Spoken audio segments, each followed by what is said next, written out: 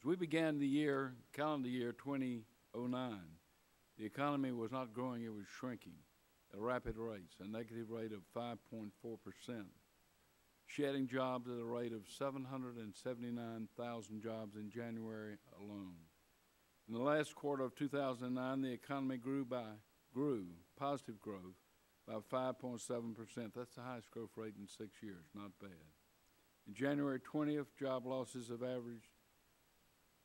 January 20th of this year, job losses have averaged 35,000 over the past 3 months. That too is progress. In the judgment of the Congressional Budget Office, they're neutral and nonpartisan. The Recovery Act contributed to this turnaround, raising real GDP by 1.5 to 3.5 percentage points in the fourth quarter of 2009, and increasing employment by between 1 million and 2 million jobs.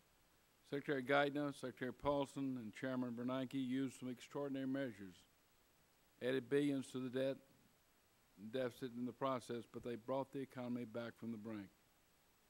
Still, too many Americans are feeling more of the recession and less of the recovery. One reason is unemployment, which is persistent, and no one can be satisfied when unemployment averages 10% and underemployment is nearly twice that size. Secretary Geithner, we hope you'll take the opportunity today to tell us more about job creation, job generation, and growth in the President's budget.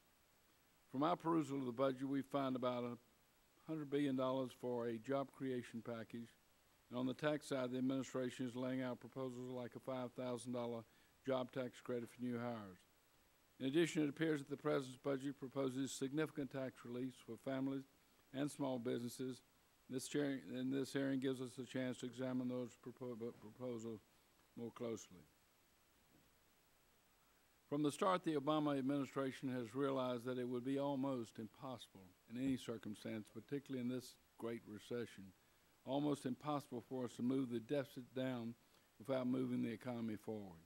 That's why the President's budget for 2011 has dual objectives. In the short run, we want to restore the economy, for sure. And in the long run, we want to restore the budget. While we build up jobs, we need to bear down on the deficit, doing both things at the same time. This year's deficit is projected to be $1,556 billion. Now, that's enormous by anyone's yardstick. But let's remember that last January, CBO projected a deficit before President Obama took office, extrapolating the Bush administration's budget and fiscal policy. CBO projected a deficit of $1.3 trillion, which is $300 billion less than it is today, but pretty close to the deficit we're working with as we put forward the budget for the forthcoming fiscal year. Let's also note that the President proposes to cut the deficit by half, from $1,556 billion in 2010, or 10.6% of GDP, to $727 billion, or 4.2% of GDP in 2013. The President's budget keeps bringing the deficit down until 2014, when it reaches 3.9% of GDP. Now, a $727 billion deficit is nothing to cheer.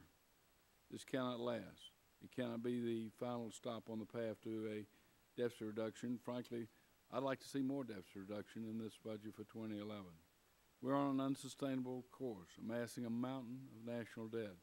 The longer we dodge the hard choices, the harder they become.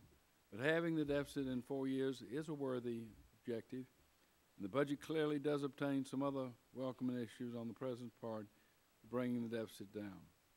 We proved in the 1990s that it is possible, politically possible, and economically possible to reduce deficits responsibly, but it cannot happen without concerted effort. It's not going to simply descend upon us, and it's hard to do without bipartisan cooperation and a growing economy. That's why the President's appointment of a fiscal commission is a welcome step, we think, in the right direction.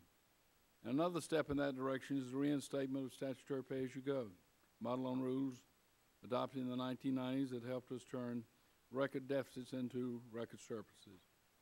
On both the budget and the economy, stark choices confront us. But the budget sent up by the President marks a step forward in the effort to pick up the economy while bringing down the deficit. Mr. Guyton, we look forward to your testimony today, but before I turn to you, I'm going to turn to the ranking member designate today.